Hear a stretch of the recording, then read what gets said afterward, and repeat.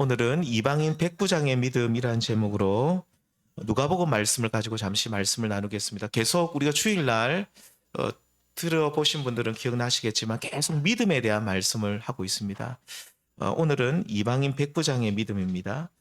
예수님은 진실하신 분이십니다. 모든 사람을 사랑하실 뿐만 아니라 존중하시고 항상 모든 이들에게 진실하게 대하시죠. 그래서 믿음 없는 사람을 믿음 있다라고 말씀하지 않으십니다. 그냥 믿음 없는 사람은 믿음 없다라고 말씀하시면서 특별히 제자들 향해서 뭐라고 말씀합니까? 믿음 없는 세대여, 내가 너희와 얼마나 함께 있으며 얼마나 너희에게 참으리오라고 하시면서 믿음 없는 제자들을 보시면서 굉장히 안타까워하시고 우리 주님이 한탄하시죠. 왜 너희는 나와 함께 있으면서 많은 표적을 보았고 또 주옥 같은 말씀을 들으면서도 어찌하여 너희는 믿음이 없느냐라고 우리 주님은 마음 아파하신 것을 우리는 알고 있습니다. 이렇게 우리 주님께서는 믿음 없는 자들을 향해서 믿음 없다고 하시면서 이들이 진정한 믿음의 사람이 되어서 구원받고 그들의 삶이 하나님 앞에 아름답게 나아가기를 바라셨던 것이죠.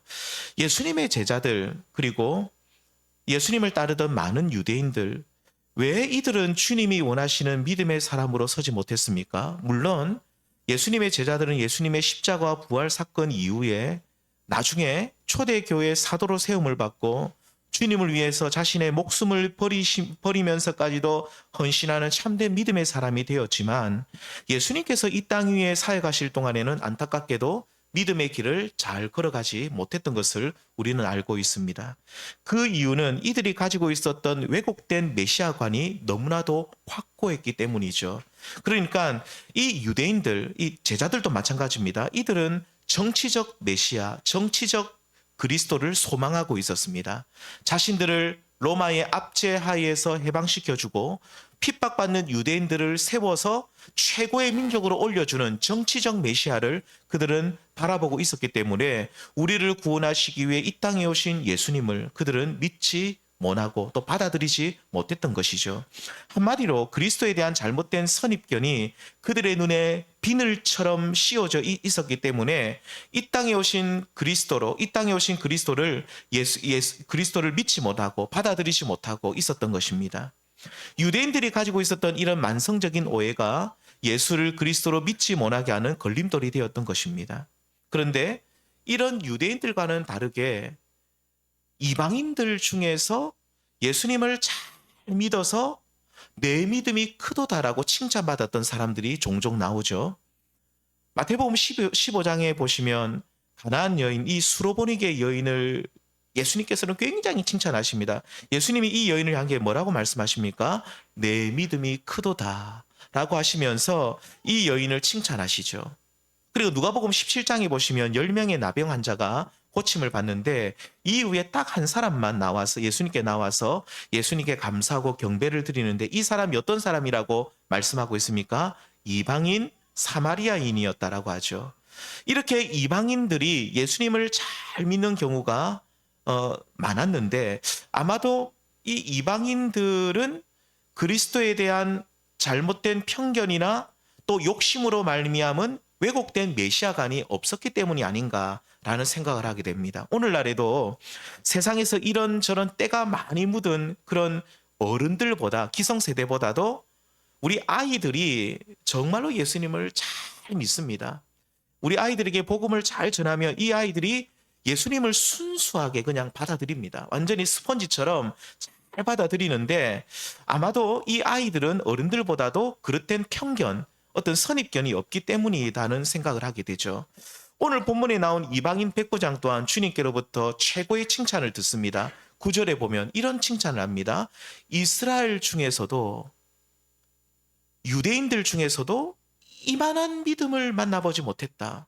우리 주님의 최고의 칭찬입니다. 내가 이렇게 대단한 믿음을 가진 사람을 내가 보지 못했다. 성도님들, 우리는 성경을 보시면서 우리 주님께로부터 칭찬받은 이들, 오늘 특별히 이 이방인 백부장과 같은 주님이 이들을 칭찬하시잖아요. 이 사람을 칭찬하시잖아요. 이렇게 칭찬받는 모습을 우리도 이렇게 칭찬받았으면 좋겠다는 그런 마음을 우리는 가져야 됩니다. 주님, 우리에게도 이런 믿음을 주십시오. 우리도 주님께로부터 이런 정금과 같은 믿음으로 말미암아 칭찬받기를 원합니다. 이런 마음의 소원이 우리 모두에게 있기를 원합니다. 그렇다면 이방인 백부장은 어떤 믿음의 사람이었는가? 우리 잠시 두 가지만 짧게 잠시만 살펴보겠습니다. 첫 번째는 이 백부장은요, 그의 삶 속에 사랑을 실천하는 믿음의 사람이었습니다. 성도님들, 예수님께서 인정하시는 믿음은 행함이 있는 믿음입니다. 오늘 말씀에 이렇게 시작합니다. 1절에 보시면 예수께서 이 모든 말씀을 백성들에게 들려주시기를 마친 후에라고 하죠.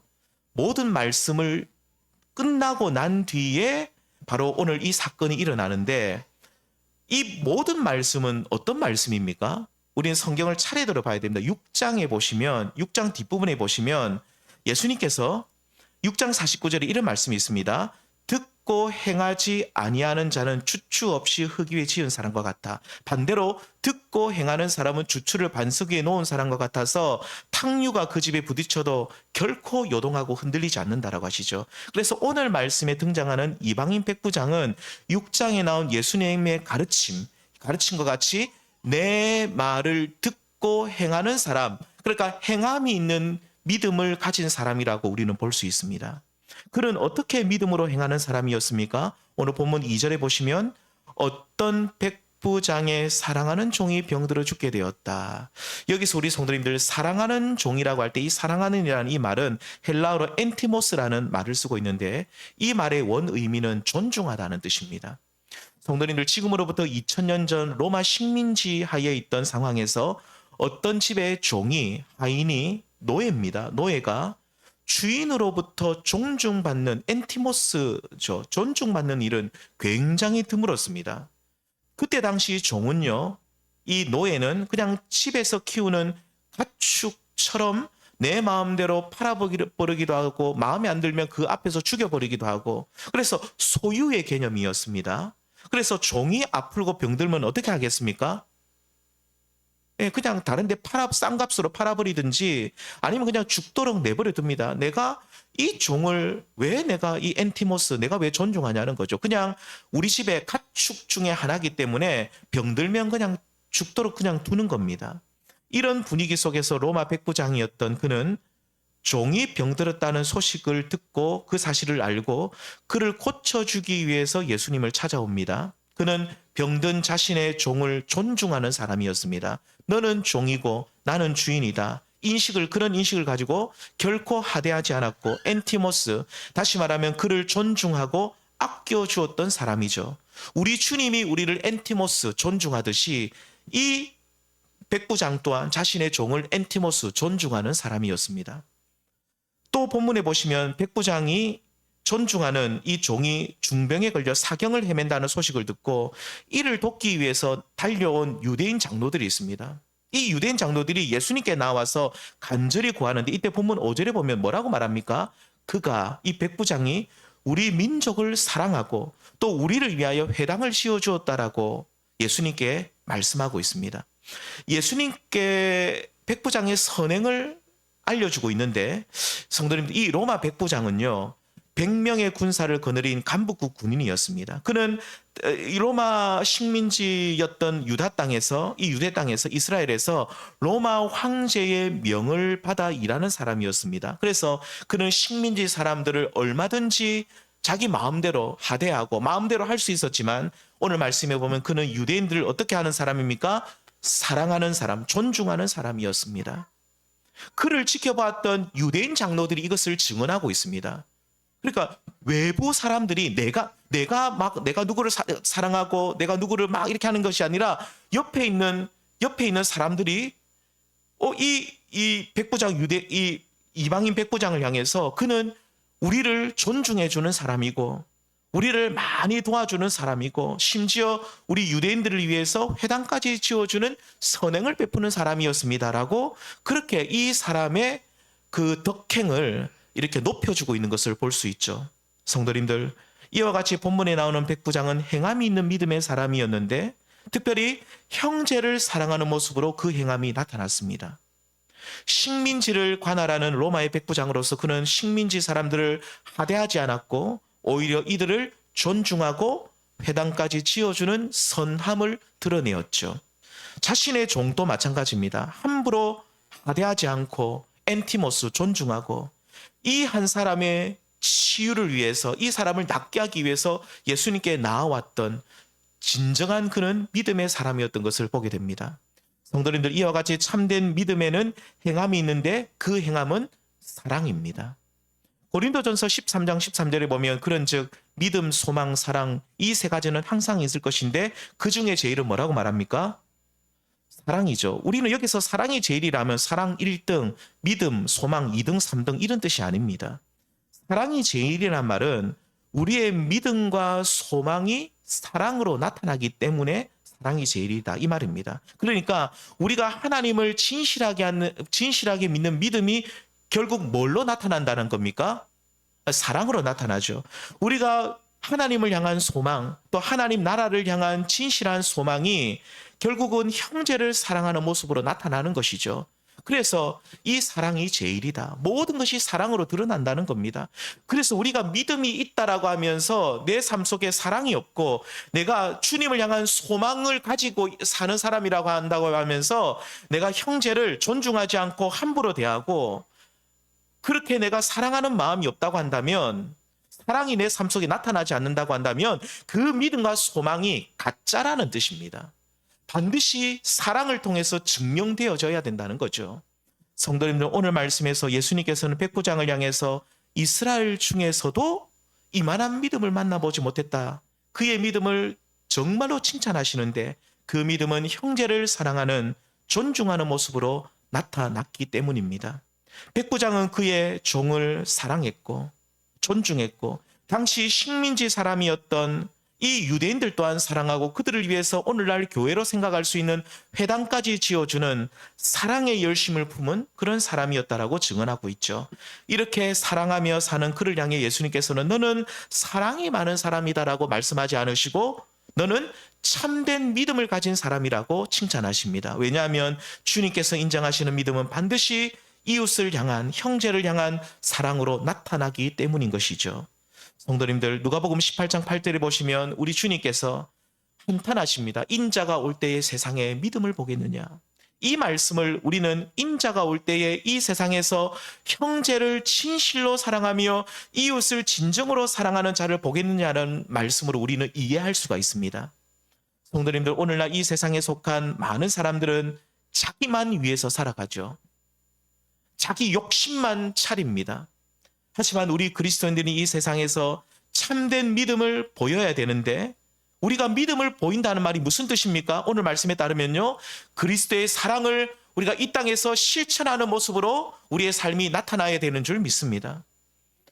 우리가 예수 믿는다고 하면서 내 것만 꽉 부여잡고 우리가 예수님을 믿는다고 하고 하나님 나라의 소망을 가진 자라고 하면서 우리가 여러 사람들 모여 있는데도 자기밖에 모르고 이기적이고 자기 것만 챙기고 너무나도 자기 것만 부여잡고 사는 사람들이 있죠. 어떻게 보면 그 사람의 믿음과 소망이 가짜일 수도 있는 겁니다. 오늘 말씀에 나온 백부장의 종이 사랑했던 것처럼 우리보다 약하고 힘들고 어려운 이웃을 향해서 사랑의 손을 내밀어야 되는 거죠. 자기밖에 모르는 이기적인 이 세상 사람들을 향해서, 이 세상 사람들이 이기적인 것은 어쩌면 당연합니다. 그들을 향해서 왜 이기적이냐 그런 말 할 필요가 없습니다. 하나님의 사랑이 없기 때문에 그렇게 살아가는 것이 어쩌면 당연하기 때문에 우리는 세상 사람들을 향해서 왜 당신은 그렇게 이기적이냐 말할 필요가 없는 거죠. 왜 우리가 그분들 향해서 그런 말을 할 필요가 없습니다. 오직 우리 자신을 돌아봐야 됩니다. 우리가 정말로 이 이기적인 세상을 향해서 우리 자신을 희생하고 나의 것을 나눠줄 수 있는 그런 사랑의 실천을 내가 하고 있는가? 우리 주님께서는 우리를 향해서 나는 오늘 너희의 믿음을 이 악하고 음란하고 이기적인 세상 가운데서 보았다라고 우리가 칭찬받을 만한 그런 삶을 살고 있는가? 우리 안에 정말로 사랑으로 역사하는 참된 믿음이 있는가? 우리는 누구를 볼 필요 없이 우리 자신을 먼저 바라보면서 우리를 점검하시고 간절히 원하는 것은 오늘 칭찬받았던 이 이방인 백부장처럼 주님께로부터 인정받으시고 또 외인들에게도 오늘 이 백부장은 외인들 주변 사람들에게도 인정받는 칭찬받는 그런 사람이었는데 우리 모두도 이 백부장처럼 주변 사람들에게 또 우리 주님께로부터 칭찬받고 인정받으시는 그런 모든 성도님들 될 수 있기를 주님의 이름으로 축원드립니다. 두 번째입니다. 두 번째 이 백부장은 한 가지만 더 말씀드리면 예수님이 어떤 분이신지를 제대로 알고 그분을 믿는 사람이었습니다. 예수님이 어떤 분이신지를 알고.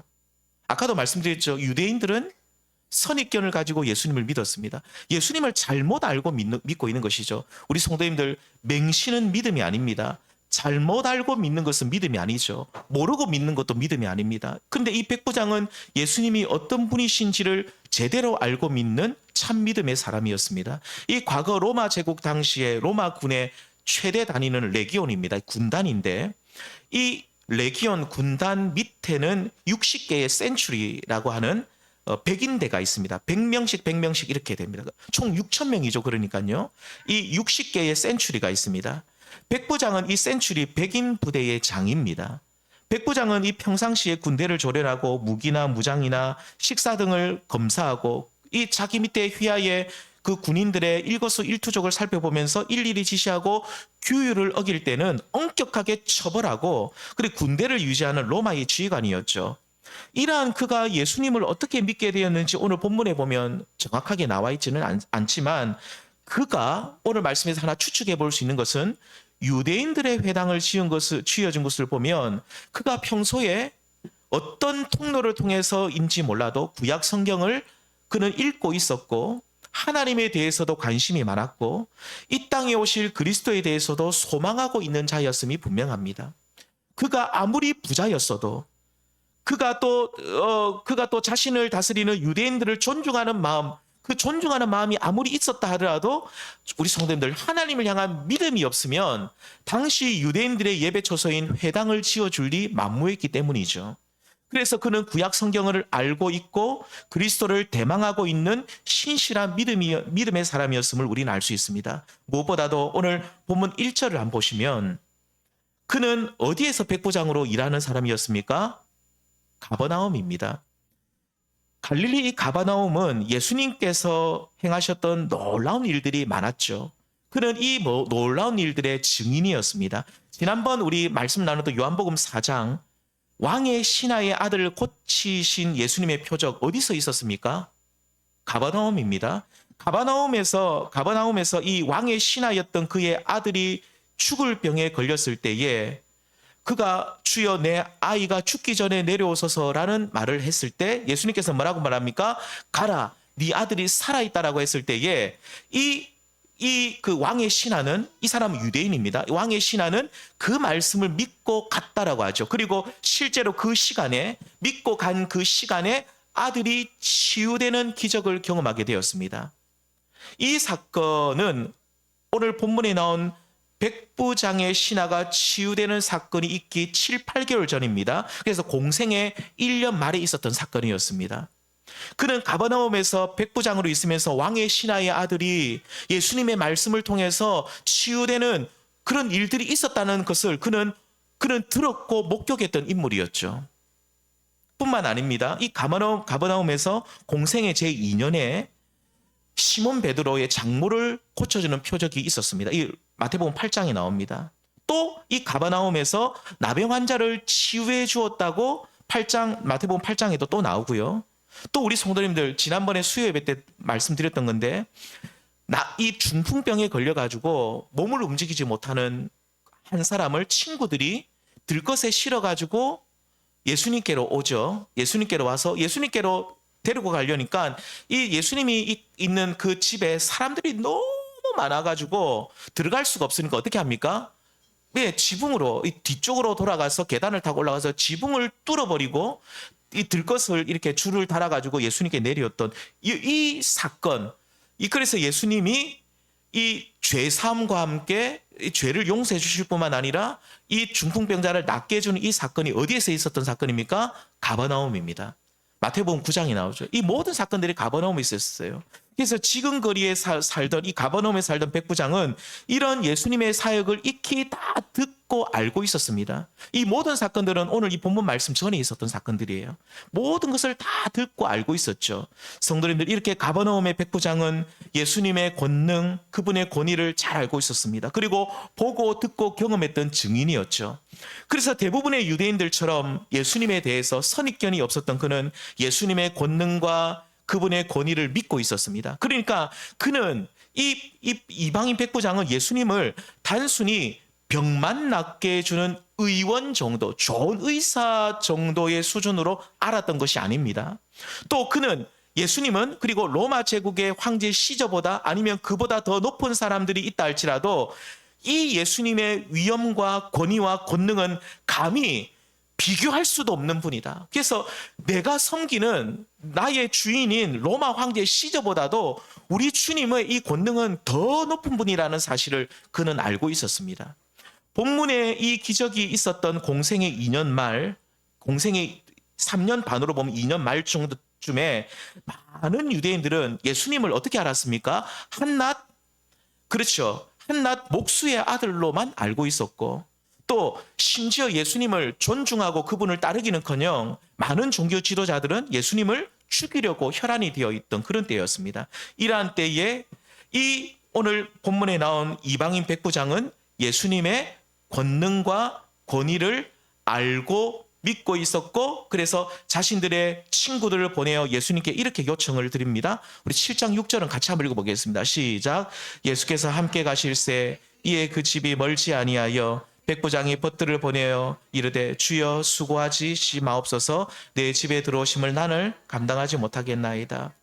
여기서 예수님을 이 백부장이 뭐라고 고백하고 있습니까? 주여 뭐라고 말합니까? 수고하시지 마옵소서. 주여 수고하시지 마옵소서. 벗들을 보내어서 주여라는 고백을 하게 하죠. 이것은 벗들의 고백도 되지만 이 백부장의 고백도 함께 되는 것입니다. 이 모든 이 주변에 있던 사람들이 이 백부장을 포함해서 뭐라고 말합니까? 주여라고 말합니다. 로마 사람들에게 있어서 이 큐리오스, 주님은 오직 누구밖에 없습니까? 로마 황제밖에 없죠.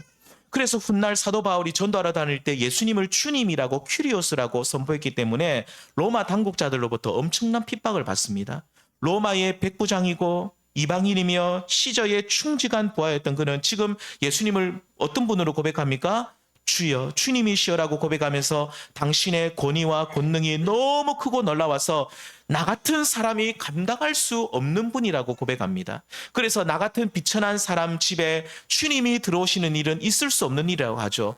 만일 그가 예수님을 그냥 훌륭한 선생님이나 능력 있는 의사로만 알았다고 한다면 그는 분명히 당신이 우리 집에 직접 와가지고 나의 종을 고쳐달라고 했을 것입니다. 하지만 그는 많은 유대인들, 그 수많은 유대인들과는 다르게 예수님에 대한 인식이 놀라울 만큼 높았는데 그분의 신적 위엄과 권위 앞에 스스로 어찌할 바를 몰라서 안절부절하고 있을 그런 정도였습니다. 그래서 우리 주님이 나의 집에 들어오는 일은 내가 감당할 수 없는 일이라는 거죠.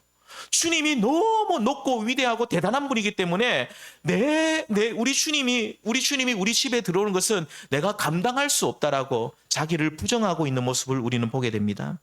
성도님들, 제가 지난주에 이어서 계속 말씀드리는 부분이 뭡니까? 예수님을 믿는다는 말은 그분을 제대로 알고 믿을 때 그것이 진짜 믿음이라고 말씀을 드리고 있죠.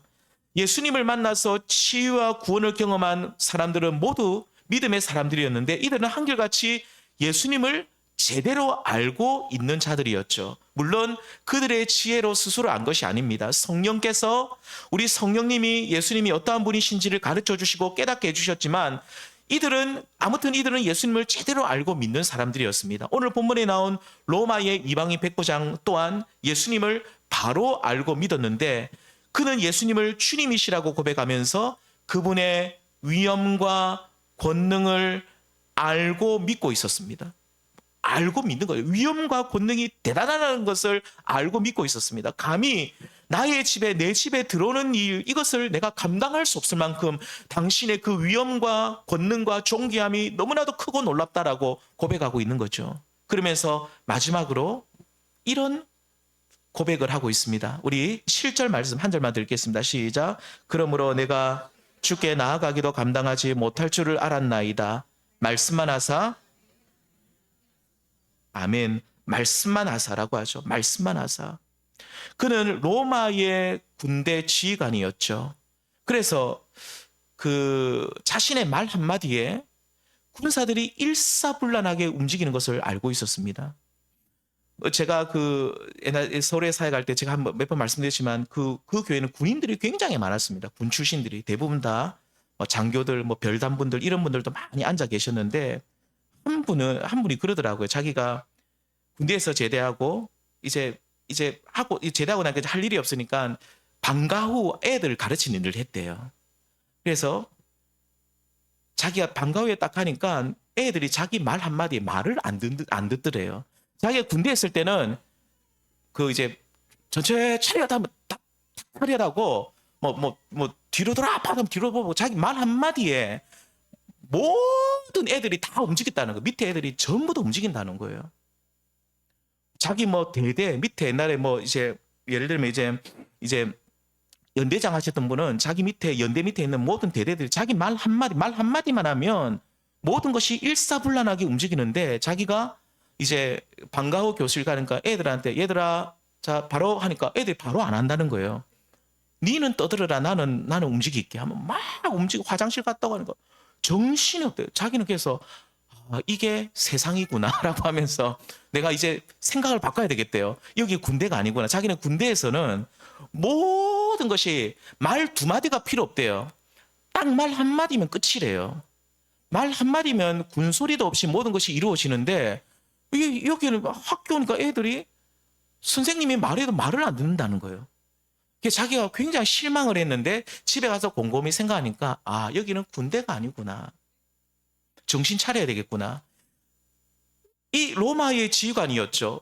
그도 자기 말 한마디에 모든 군인들이 일사불란하게 움직이는 것을 알고 있었죠. 그래서 그는 만왕의 왕이시며 만주의 주가 되시는 위엄과 권능의 예수님께서 뭡니까? 말씀만 하셔도 병이라는 흑암의 세력이 힘을 쓰지 못할 것이라는 사실을 믿고 있었습니다. 여기서 말씀은요, 명령이라고도 볼 수 있죠.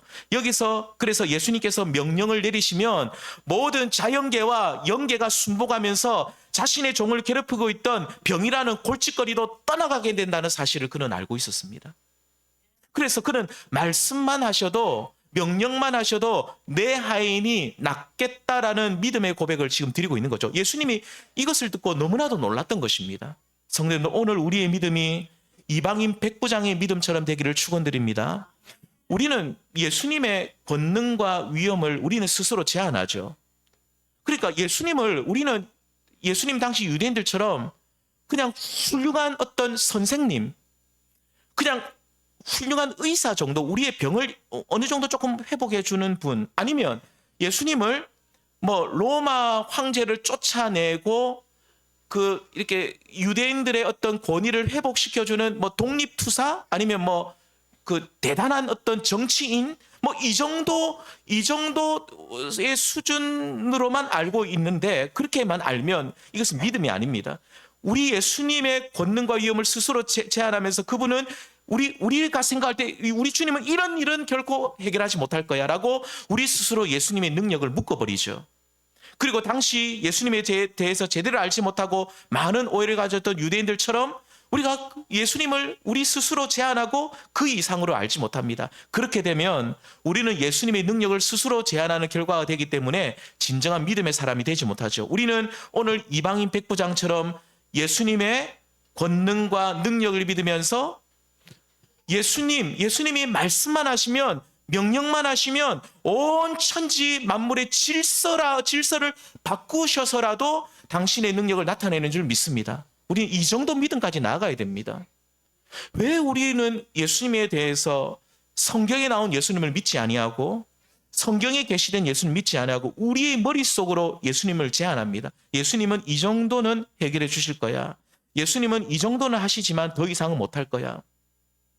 예수님은 훌륭한 의사는 되고 훌륭한 가르침을 주는 선생은 되고 이 정도는 되지만 그 이상은 예수님은 못할 거야. 예수님은 내 삶을 이 정도는 회복시켜 주지만 더 이상은 못하실 거야. 우리는 스스로 우리 주님의 능력을 제한하고 예수님을, 성경에 계시는 예수님을 내 스스로 그냥 막아버리면서, 그러면서 우리는 고통과 스스로 자기를 이렇게 얽매는 그 고통 속에 우리는 살아갈 수밖에 없는 거죠.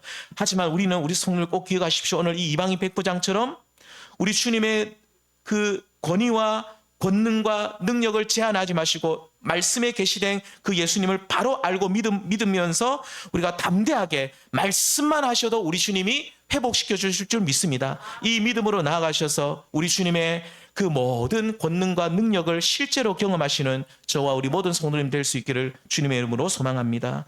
말씀 맺겠습니다. 이 백부장의 믿음 크게 두 가지라고 말씀을 드릴 수 있습니다. 첫 번째는 행함이 있는 믿음이었죠.